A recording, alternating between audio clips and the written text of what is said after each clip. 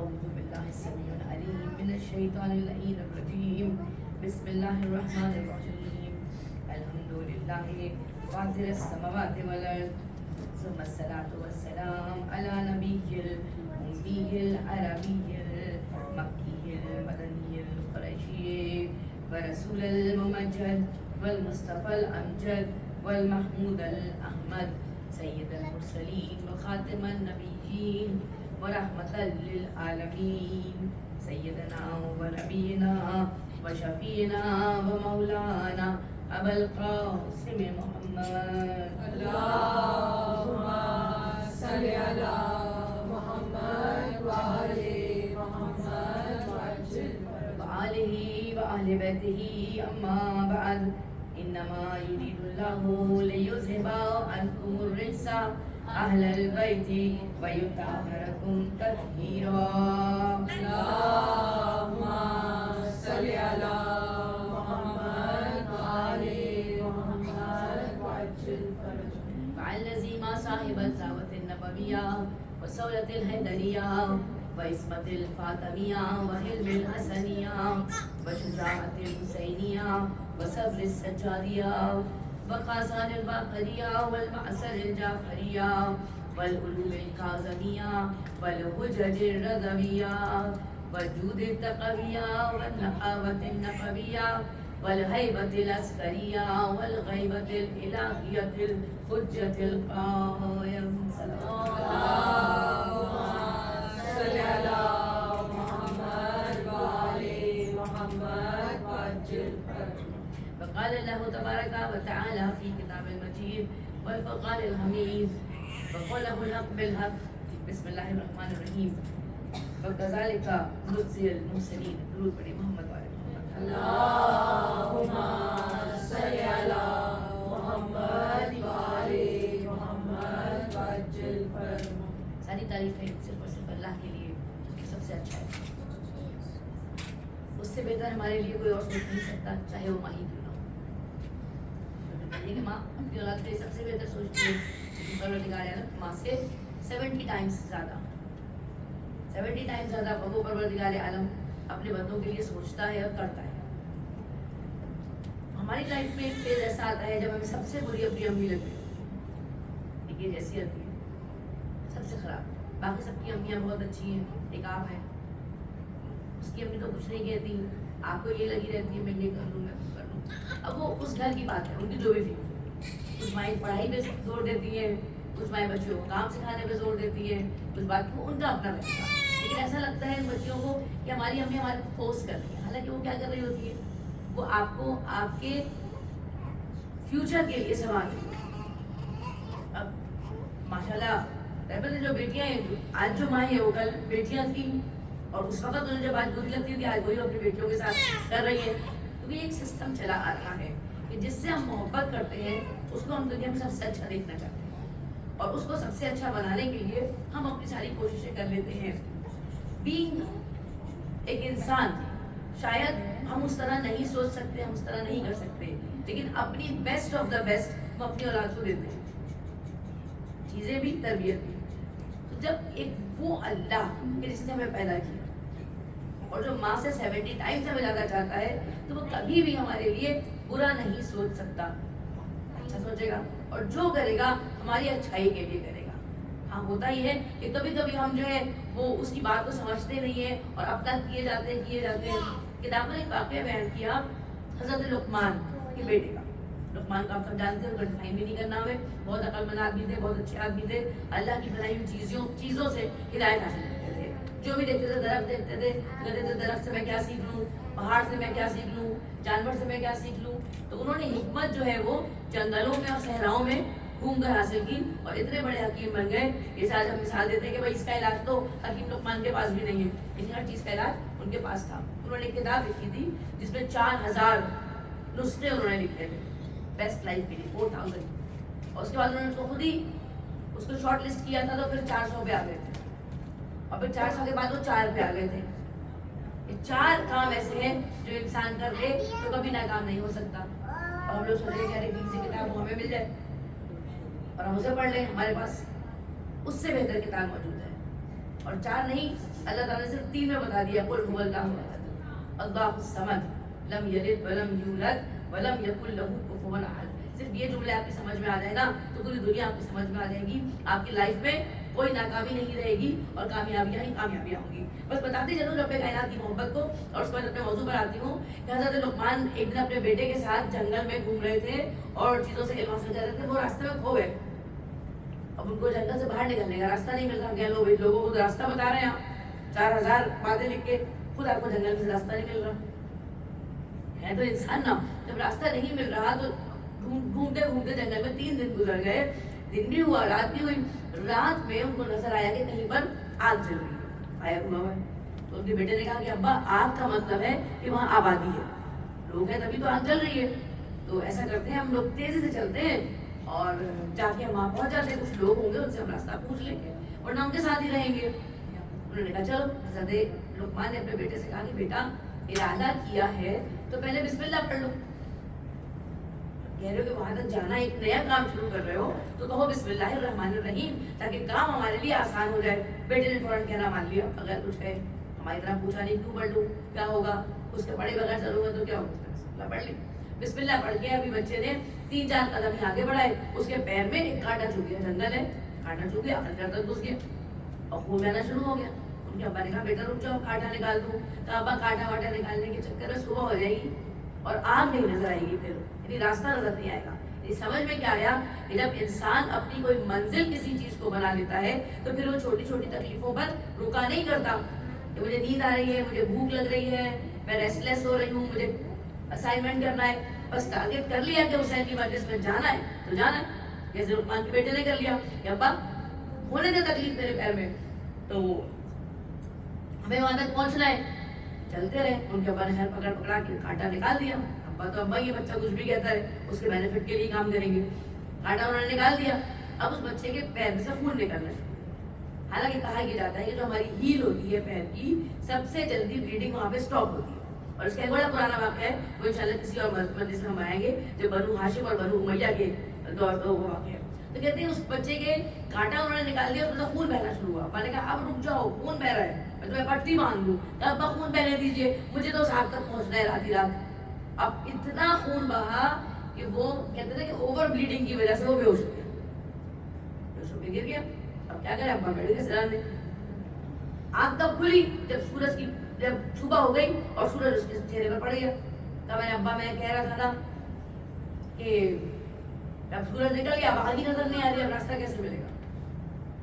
تو پھر اپنے ابا سے کہنے لگا بھائی ابا آپ نے کہا تھا کہ بسم اللہ پڑھ لو، یہ کام آسان ہوا ہے؟ اچھا خاصا میں چل رہا ہوتا، کانٹا چبھتا، کانٹا چبھنے سے اتنا خون کہ میں بے ہوش ہو گیا، تو ابا کوئی فائدہ نہیں ہے بسم اللہ پڑھنے کا۔ تو اتنے میں ایک آدمی آیا وہیں جنگل میں، کا راستہ چاہیے میں بتا دیتا ہوں، اپنے ابا کو نہیں برا بھلا کہو، اچھا بتائیے بھائی۔ تو کہہ رہے مگر پہلے میں تمہیں ایک بات واضح کر دوں، جو تم بسم اللہ پر شک کر رہے ہو نا، سنو، جہاں وہ آگ لگی ہوئی تھی وہ ایک ایسی قوم تھی جس پر اس کی برائیوں کی وجہ سے عذاب الہی نازل ہو رہا تھا، اور وہ پورا کے پورا گاؤں جتنے لوگ تھے وہ سب کے سب اس آگ میں جل کر مر رہے تھے، اور کتابوں میں وہ ایک معذب قوم یعنی عذاب پانے والی قوم کے طور پر لکھے گئے ہیں۔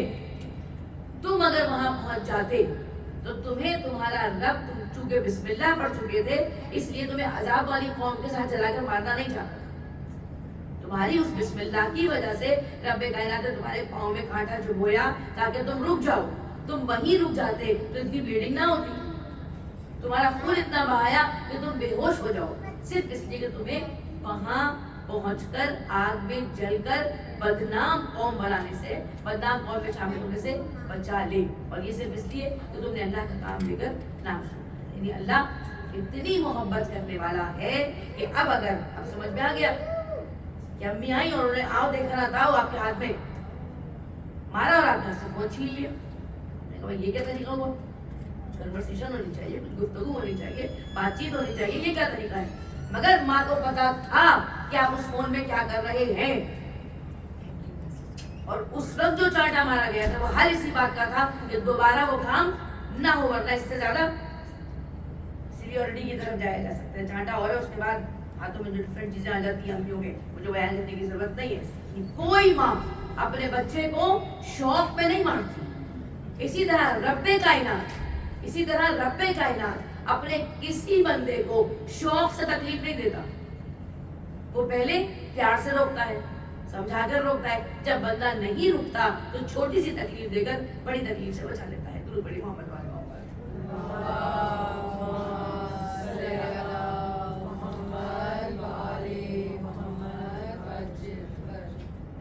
हम सूरह यूसुफ पर गुफ्तगू कर रहे हैं। सूरह यूसुफ कुरान का सूरह नंबर 12 कुल आयतें टोटल आयतें कितनी है सूरह यूसुफ में? 111 आयतें इसमें मौजूद है।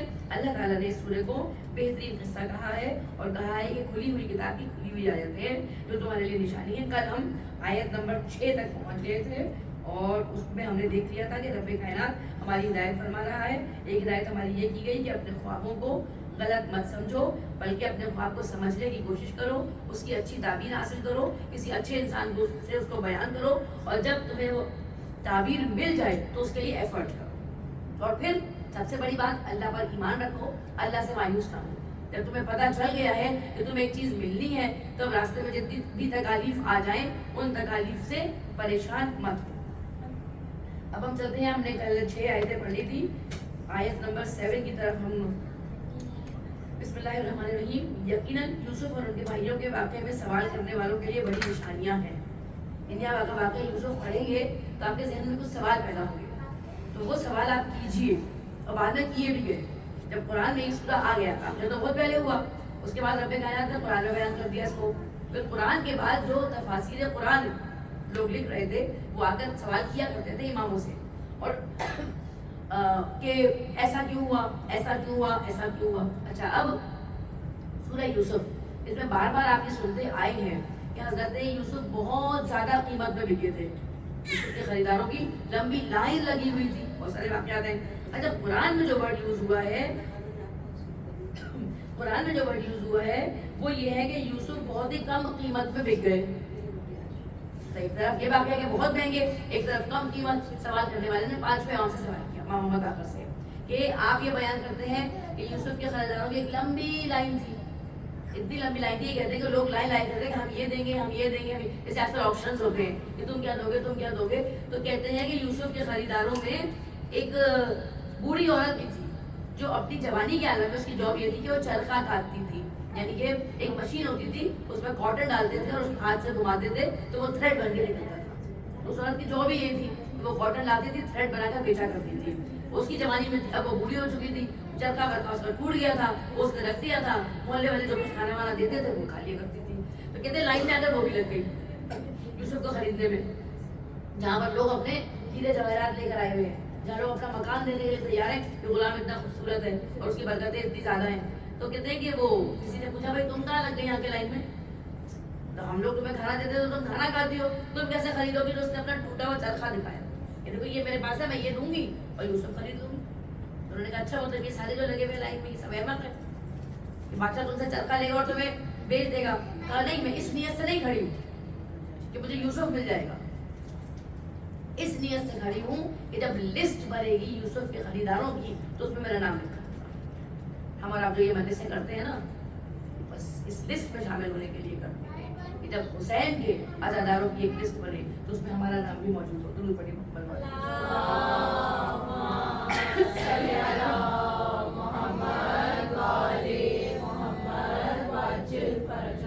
अच्छा जी, आयत में हम इस बात पर रुकते हैं कि हज़रत यूसुफ बहुत अच्छे थे, उन्होंने ख्वाब देखा, उनके बाबा ने कहा कि अपने भाइयों से बयान नहीं करना। अब उनके भाइयों को ये शिकायत थी कि बाबा जो है वो यूसुफ को ज़्यादा प्यार करते हैं, यूसुफ को ज़्यादा इंपॉर्टेंस देते हैं, हमें इतनी इंपॉर्टेंस नहीं देते। 11 भाई थे, हमें नहीं देते, यूसुफ को इतनी इंपॉर्टेंस देते हैं। हमें भी घर में शिकायत होती है, हमारी बच्चियों को भी होती है कि भाई वही काम आप ही करती है तो उसको आप बहुत तारीफ करती है, मैं करती हूँ तो डांट पड़ती है ना। तो यूसुफ में क्वालिटीज ही ऐसी थी, जैसे कि हारून में, मैं आज बात इधर बहुत जा रही है, लेकिन हारून और रशीद के बेटे थे मामून और उसका एक और भाई। तो एक दफा उसने एक ट्यूटर को बुलाया अपने बच्चों को पढ़ाने के लिए। दोनों बच्चे एक ही रूम में बैठकर पढ़ते थे एक ट्यूटर से। تو ٹیوٹر سے شکایت کی گئی کہ آپ اس پہ زیادہ توجہ دیتے ہیں، اس پہ کم دیتے ہیں۔ ٹیوٹر نے کہا تھوڑی دیر کے لیے کو کمرے سے بھیجیے باہر، دونوں کو کمرے سے باہر بھیج دیا۔ اسی طرح چادر بچھی تھی، بیٹھ کے پڑھتے تھے۔ ٹیوٹر نے ان میں سے ایک کی چادر کے نیچے ایک پیپر رکھ دیا اور ایک کی چادر کے نیچے پوری اینٹ رکھ دی، اینٹ بلاک رکھ دیا۔ دونوں بچے واپس آئے، آ کے اپنی اپنی جگہ بیٹھ گئے، باہر بیٹھے رہے، کسی پڑھنا شروع ہو گیا اور دوسرا بیٹھا اور اس نے بیٹھ کے ایک دفعہ اوپر دیکھا پھر نیچے دیکھا، پھر کہتے ہیں میں جب باہر گیا تھا اور جب میں اندر آیا ہوں تو ایسا لگ رہا ہے جیسے زمین ایک پیپر کے برابر یا تو اوپر ہو گئی ہے یا تو چھت نیچے ہو گئی ہے، یہ میرا فاصلہ جو زمین ہے اس میں تھا وہ ایک پیپر کے برابر کم ہو گیا۔ اسٹوڈنٹ آپ سے کیا بتائیے، اس کو اینٹ پہ بٹھا دیا تو سمجھ نہیں آ رہی کہ تب اینٹ جتنا اینٹ کا وزن تو بلاک ہے نا، اور آج کے زمانے کا نہیں پچھلے وقت بلاک موٹی اینٹ ہے، تو یہ اینٹ پہ بیٹھ کے اس کو سمجھ نہیں آ رہا کہ یہ اونچا ہو گیا ہے، یہ کاغذ پہ بیٹھا ہے، اس کو پتہ چل گیا تو کیسے نہ سمجھو اس کو، اس کے دماغ میں شارپنیس ہے۔ حضرت یوسف حضرت یعقوب اپنے تمام بچوں کو چاہتے تھے، لیکن جو مرتبہ یوسف کا تھا وہ ان کی کوالٹیز کی وجہ سے تھا، مگر یہ بات ان کے بھائیوں کی سمجھ میں نہیں آئی۔ آج بھی دنیا میں یہ ہوتا ہے، کسی کا نام اچھا ہو گیا تو لوگ کہتے ہیں بھائی اس سے لوگ کی محبت کر رہے ہیں، مجھ سے کیوں نہیں کر رہے ہیں، مجھ سے بھی کریں، کوئی ایسی کوالٹیز پیدا کر لو، آپ سے بھی کر لیں گے محبت۔ اب ان کے بھائیوں نے کیا سوچا، یہ ہے وہ بیڈ فالٹ، یعنی یہ ہے وہ اگلا درس جو آپ کی لائف میں آ رہا ہے۔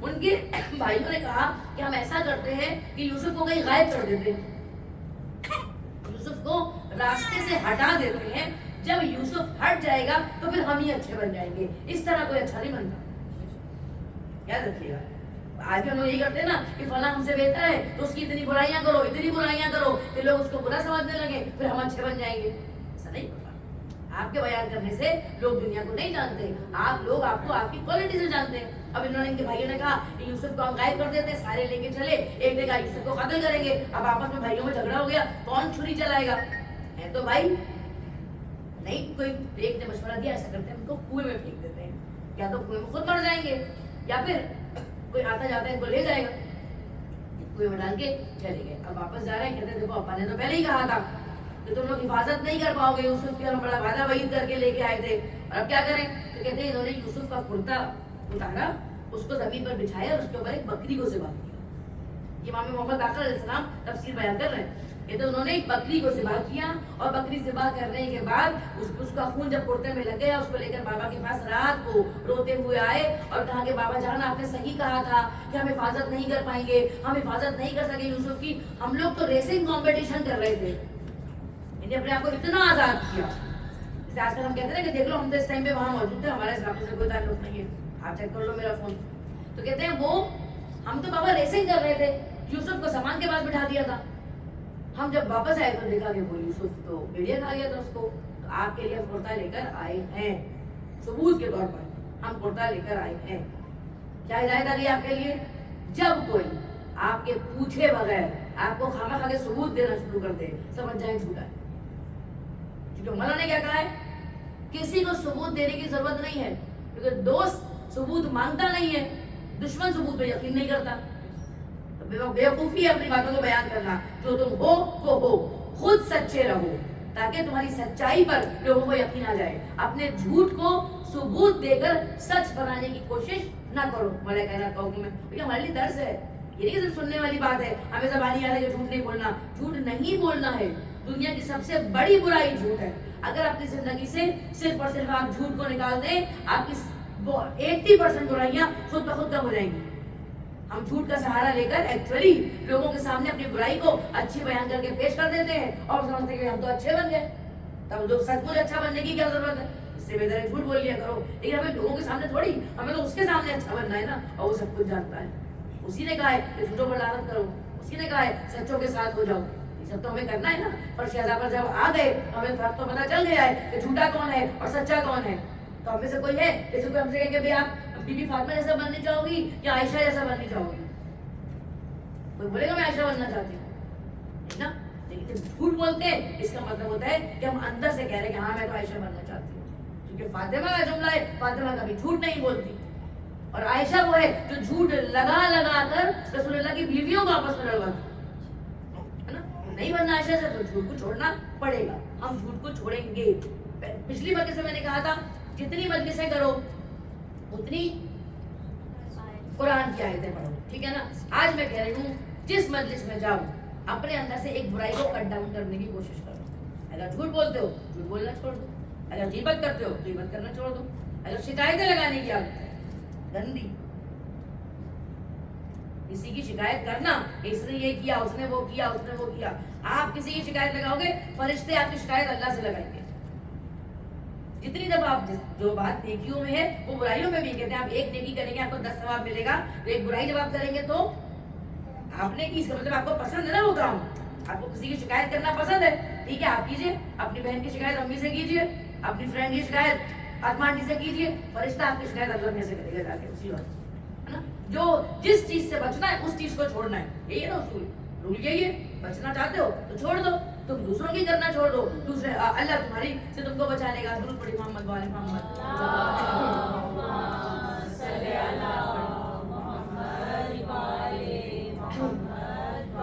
جناب یوسف کے جو بھائی تھے انہوں نے کرتے میں بکری کا خون لگایا، لے کر اپنے بابا کے پاس چلے گئے. کہا پہلے یقین آپ یقین نہیں کریں گے، اس لیے ہمیں پہلے معلوم تھا، اس لیے ہم آپ کے لیے یہ لے کے آئے ثبوت کے طور پر. ان کے ابا نے قمیض دیکھی.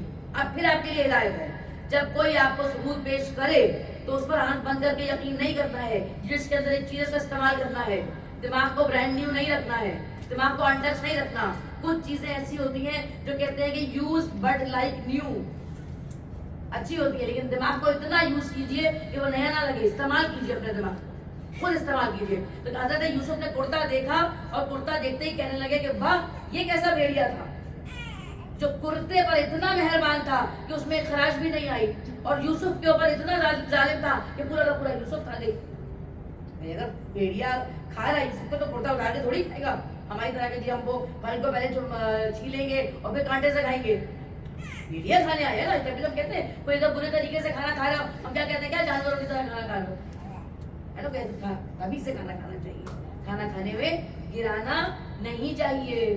ایک آدمی آیا ہولی پروفٹ کے پاس، ہولی پروفٹ میرے پاس اتنی دولت ہو گئی ہے، اتنی دولت ہو گئی ہے، میں لگا لگا کے تھک گیا ہوں، بانٹ بانٹ کے تھک گیا ہوں، کمی نہیں ہو رہی ہے، کیا کروں. انہوں نے اللہ کرے اتنی دولت ہو گئی.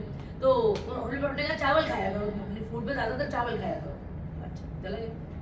تھوڑی دیر دوسرا آیا، کہنا یا رسول اللہ گھر میں فاقے ہیں، کھانے کو نہیں ہوتا ہے، اکثر اوقات بچے بھوکے ہو جاتے ہیں، کیا کروں. کہا اپنی فوڈ پہ چاول زیادہ رکھو، روٹی کے بجائے چاول زیادہ رکھو. چلا گیا. دونوں چلے گئے. تیسرا جو بیٹھا تھا اس نے پوچھا بھائی یہ کیا بات ہوئی، ایک کہہ رہا ہے مجھے پیسے کم کرنے ہیں، آپ کہہ رہے ہیں چاول کھاؤ، وہ کہہ رہا ہے مجھے پیسے زیادہ کرنے ہیں، آپ کہہ رہے ہیں چاول کھاؤ. انہوں نے کہا جب امیر چاول کھائے گا، ہولی پروفٹ نے کہا جب امیر آدمی چاول کھائے گا تو گرا گرا کر کھائے گا، اور جب وہ گرائے گا تو اللہ سزا کے طور پر اس کی رزق میں کمی کر دے گا. اور جب غریب چاول کھائے گا تو چن چن کر کھائے گا. ایک بھی گر گیا ہوگا تو وہ اٹھا کر اپنے منہ میں ڈال دے گا، چاہے تھوڑا سا گندا ہو جھاڑ کے بھی کھائے گا. ہمارا جو چیز پسند نہیں ہے وہ گر گئی، نہیں زمین سے اٹھا کر نہیں کھاتے، چھوڑو. اور جو چیز پسند کی ہے وہ گر گئی، اس پر جا کے واش بیسن میں دھوئیں گے دوبارہ کھا لیں گے. رول ایک ہی ہونا چاہیے، جو گر گیا وہ گر گیا، مت کھاؤ اٹھا کے. لیکن جو پسند ہے اسے کہتے ہیں یہ گر گیا تھا امی یہ نہیں کھانے کے قابل ہے، اسے پھینک دیجیے. اور جو پسند کی چیز گر گئی اسے اٹھا کر آپ کبھی کبھی پسند کی چیز کان سے نکال کر اندر بھی گر جائے وہ بھی نکال کے یوز کر لیں، دو لا کے. مہنگی آئی ہے. اپنے اصول اپنے رکھیے، پیسے کے لیے اپنے اصولوں کو تبدیل مت کیجیے. یہاں پر بات پیسوں کی آ رہی ہے، کوئی بات نہیں میں لینینٹ ہو جاؤں، یہاں بات پیسوں کے لیے چھوڑ دوں. کیا کہا، امیر چاول کھائے گا گرا گرا کر کھائے گا، اللہ اس کا رزق کم کر دے گا. غریب کھائے گا چن چن کر کھائے گا، اللہ اس کے رزق کو بڑھا دے گا. یہ پروردگار عالم ہے جو چیزوں کی اہمیت کو دیکھتا ہے. تو پھر کیا، جب ان کے پاس کرتا لے کر پہنچے انہوں نے کہا کہ تم نے عجیب بات کر دی بھائی. یعنی جب بھی آپ کے سامنے کوئی ایویڈنس پیش کیا جائے آنکھ بند کر یقین نہیں کرو کہ ہاں ابھی انہوں نے بتایا تھا، یہ دیکھو صحیح کہہ رہی ہے، وہ صحیح کہہ رہی ہیں، بالکل صحیح کہہ رہی ہیں. انہوں نے پکچر دکھا دی تھی. دکھائی جانے والی پکچرز اکثر فیک ہوتی ہیں. قرآن کہہ رہا ہے کہ اکثر باتیں جو تم سوچتے ہو وہ گناہ ہوتی ہیں. زن مت کرو، نگاہ کرو، سوچو مت. ہم لوگ اکثر کہتے ہیں میں نے سوچا، کیوں سوچا آپ نے، میں نے سمجھا، کیوں سمجھا. جب ریلیونٹ بندہ آپ کے سامنے موجود ہے تو اس سے پوچھ لیجئے. سوچنا سمجھنے سے بہتر ہے. امی سو رہی ہیں، امی کو اٹھانا ہے، امی کو دوا دینی ہے، امی کو پانی دینی ہے، اور امی کو نہیں دیا، جناب وقت گزر گیا، امی کے سر میں درد ہو گیا، امی نے کہا میرے سر میں درد ہو گیا، میں نے وقت پہ دوا نہیں کھائی، تم اٹھی ہوئی تھی کیوں نہیں دی. میں نے سوچا सोचा आप सो रही हैं, मैंने समझा आप खा चुकी हैं, दोनों से बेहतर था पूछ लेते अम्मी आपने दवा खा ली है, दे देते, आप भी फायदे में हम भी फायदे में। तो अक्सर ज़न्ना मिनल कुफ्र है, अक्सर जो आप खुद से सोच लेते हैं, अगर किसी की तरफ से कोई भी बंदा, भाई बहन हो, रिश्तेदार हो, स्कूल फ्रेंड हो, कॉलेज फ्रेंड हो, आपके साथ मजलिस में बैठने वाले हो या कोई भी हो, किसी की भी तरफ से अगर आपके दिल में कभी भी बुराई आए तो खुद से ना सोचें, खुद से ना समझे, डायरेक्ट उस बंदे से पूछें। हो सकता है कि आपका पर्सपेक्टिव कुछ और हो, उसका पर्सपेक्टिव कुछ और हो, है ना। आप किसी के पास से गुजरे, उसने आपको सलाम नहीं किया, आप डॉक्टर साहब में कहना शुरू कर दे, आज मैं उनके पास से गुजरी थी, उन्होंने मुझे सलाम नहीं किया, वो वहाँ खड़ी थी, उन्होंने मुझे सलाम नहीं किया, मैं उनके पास से गुजर गई, उन्होंने मुझे सलाम, पूरे को सबको बता दिया, मुझे सलाम नहीं किया। मशहूर हो गया दुनिया में, भाई इन लोगों का बड़ा झगड़ा चल रहा है आजकल, भाई उन्होंने मुझे खुद बताया है, मैं वहाँ से गुजरी थी, उसने मुझे सलाम नहीं किया। उसके बरस मैं पूछूं, अरे अस्सलाम वालेकुम, तुमने मुझे सलाम क्यों नहीं किया? वो क्या कहेगा? एक तो या तो ये कह दे कि आप मुझे पसंद नहीं है, मैंने सलाम नहीं किया, वेरी गुड, खुला वो दुश्मन, बहुत आसान है टैकल करना। दूसरा उसके वो जुमला कह दे, सॉरी मैंने आपको देखा नहीं था, आई एम सॉरी, मैं बड़ी जरूरी बात कर रही थी, उसने सॉरी कर लिया, बात खत्म हो गई, सब जगह पहले से बेहतर। इसलिए जहां की बात है वहां पर सवाल करें, सोचें और समझें नहीं, खुद से अपने आप से अजम्पशन ना करें, अज्यूम ना करें, बल्कि सवाल करें। बस हज़रत यूसुफ के भाई जो हैं वो कुर्ता लेकर आए, उनके अब्बा ने फौरन ये कहा, और उसके बाद उनके अब्बा ने क्या कहा, मैं इस मामले में सब्र जमील को इख्तियार करता हूँ। फिर पांचवें नाम से पूछा गया, और सब्र जमील क्या है?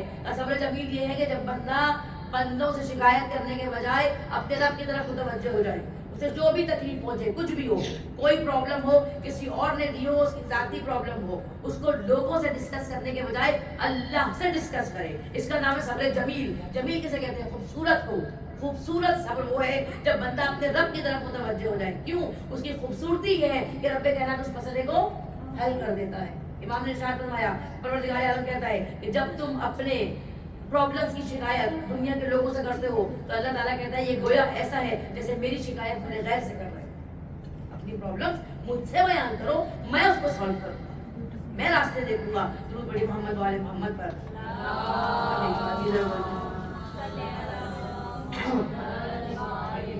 बस वो कुर्ता है, उन्होंने कहा कि बस तुम्हारे इस मामले में, उन्होंने एक बार उनको बता दिया कि झूठे तुम हो, मुझे बात का पता है, लेकिन ना उनको डांटा, ना मारा, ना कुछ किया। उन्होंने जनाब मैं अपने अल्लाह से रो लगाऊंगा। और वो वाला कुर्ता वो लिए रहते थे और उसको लेके रोते रहते थे। वो आगे हम आगे इंशाल्लाह बयान करेंगे कि वो कैसे नाबीना हुए और कैसे उनकी आंख सही हुई। बस यहाँ पे भी हम किस हद तक पहुंचे थे कि उनके भाइयों ने उनको कुएं में डाल दिया, और कुएं में डाल कर घर आ गया, रात को सुबह उठे, कह रहे चलो चलकर देखें, चलो चलकर देखें। तो एक तो आपने उसको तकलीफ दी, ऊपर से आपको देखने के मजे भी आ रहे हैं। यानी एक आपने किसी को सताया और दूसरा आप किसी से कह रहे हैं जरा जाके देखना उनके घर में क्या चल रहा है। भाई आपने जो आग लगा दिया आपने, आप सुकून से बैठ जाइए, लेकिन नहीं, आपको पता भी करना है कि उसके आफ्टर इफेक्ट्स क्या हैं। सारे भाई चले देखने के लिए। अब जब वहां पहुंचे तो वहां पे देखा एक काफिला कोई गुजर रहा था, वो आया हुआ है, और जो उनकी जिसकी ड्यूटी थी पानी की, उसने डोर अंदर डाला और यूसुफ उसमें बैठकर ऊपर आ गए यूसुफ।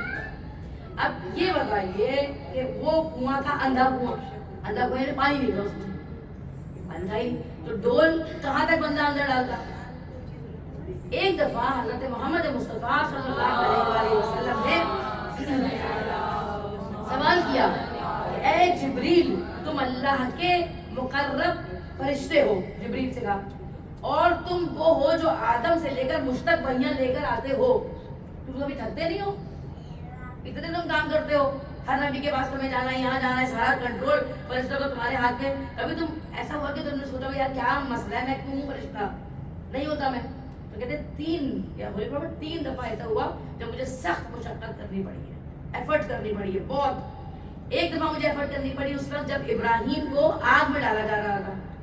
इब्राहिम आग में जा रहे थे, अल्लाह ने मुझसे कहा जल्दी जाओ और इब्राहिम के लिए उस आग को ठंडा कर दो। अगर इब्राहिम को आग की हल्की सी तपिश भी महसूस हुई, मैं तुम्हारा नाम फरिश्तों की लिस्ट से आउट कर दूं। एक दफा तब हुआ था। दूसरी दफा हुआ कब?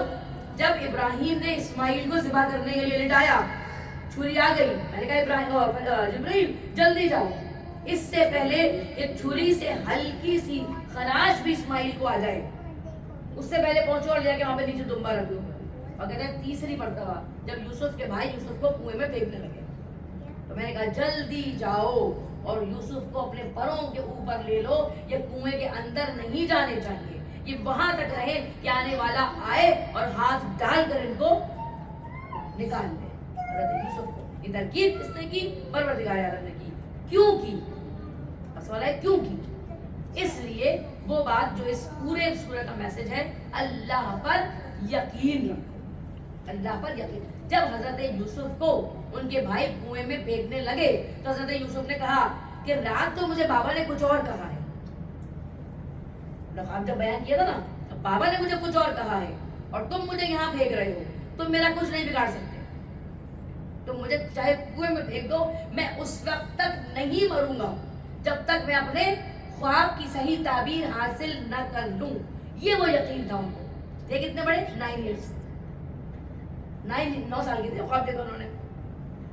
اب یہ ان کا یقین ہے اس وحی الہی پر جو خواب کے ذریعے ان پر آئی ہے، اور اس قول پیغمبر پر جو ان کے بابا حضرت یعقوب نے ان کو دیا ہے کہ میرے بیٹے تم علم حاصل کرو گے اور بادشاہ بنو گے۔ جب بھائی پھینک رہے کنویں میں، اب یہ بھائیوں سے کہیں گے بھائی میں تو تمہارا بھائی تھا، آج کے بعد سے اچھا نہیں لگوں گا بابا کو، میں بھی تمہاری طرح گندے گندے کام کروں گا تاکہ بابا کو میں بھی گندا لگنے لگوں، میں بھی اللہ پہ یقین نہیں کروں گا، زندہ تو چھوڑ دو۔ کچھ نہیں کہا تم کچھ بھی کر لو، تم مجھے مار نہیں سکتے، کیونکہ مجھے یقین ہے کہ جو بات پروردگار عالم نے مجھ سے کی ہے جب تک وہ پوری نہیں ہوگی۔ تو ہمیں اور آپ کو اس بات پر یقین ہونا چاہیے کہ جب رب کائنات نے کہہ دیا کہ عزادار حسینی جنت میں جائیں گے تو ہم اس وقت تک نہیں مریں گے تب تک کوئی ایسا اچھا کام نہ کر لیں جو عزاداروں کو سوٹ کرتا ہو، جب تک ویسے بن نہ جائیں جیسے بی بی کی کنیزیں ہوتی ہیں۔ درود پڑھیں محمد وعلی محمد۔